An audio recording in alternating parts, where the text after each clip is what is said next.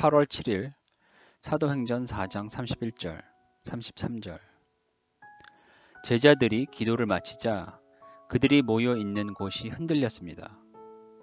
제자들은 모두 성령으로 충만해져서 하나님의 말씀을 담대하게 전하였습니다.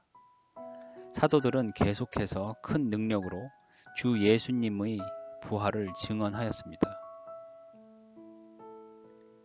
예수가 잡히기 전날 밤 올리브산으로 올라가 홀로 기도하기 전에 제자들에게 말한다. 시험에 들지 않게 기도하여라. 누가복음 22장 40절. 하지만 기도를 마치고 제자들에게 돌아와 보니 그들은 자고 있었다.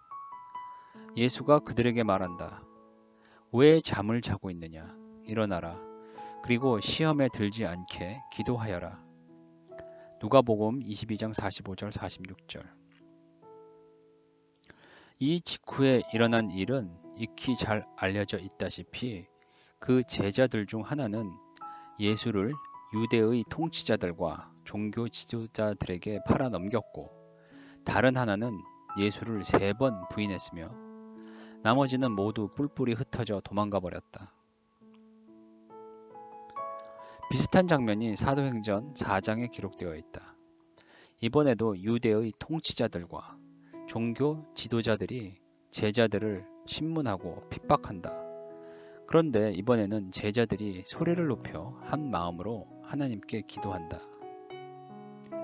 제자들이 기도를 마치자 제자들은 모두 성령으로 충만해져서 유대의 통치자들과 종교 지도자들의 경고와 핍박에도 불구하고 하나님의 말씀을 담대하게 전한다.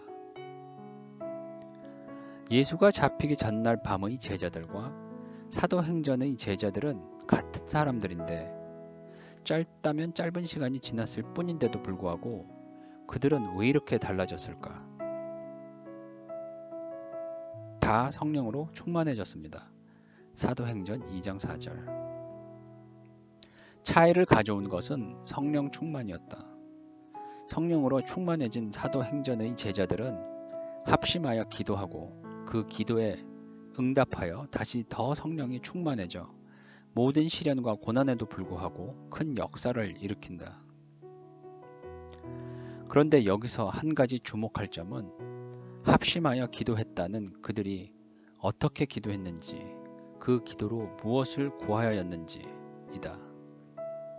주님의 종들이 주님의 말씀을 담대하게 말할 수 있도록 용기를 주소서. 사도행전 4장 29절. 제자들은 그들을 핍박하는 자들을 심판하여 달라고 기도하지도 않았고 또 그들의 핍박으로부터 자신들을 구하여 달라고도 기도하지 않았다. 단지 그 핍박에도 불구하고 하나님이 그들을 부르신 이유, 즉 하나님의 말씀을 전하는 것, 예수의 부활을 증언하는 것을 담대히 해낼 수 있도록 힘과 용기를 달라는 것이었다. 우리가 성령이 충만한지 여부는 우리의 기도가 무엇을 구하는지를 보면 바로 알 수 있다. 성령이 충만하면 인생에 대한 궁극적인 도전, 즉 죽음은 더 이상 문제가 되지 않는다. 따라서 자신의 삶과 죽음의 문제는 더 이상 기도의 제목이 되지 않는다. 대신 우리의 삶의 이유, 존재의 이유를 우리의 삶 속에서 우리의 죽음 이전에 다 할 수 있는지 여부가 궁극적인 문제가 된다. 바울이 그들에게 물었습니다. 여러분은 믿을 때 성령을 받았습니까? 사도행전 19장 2절.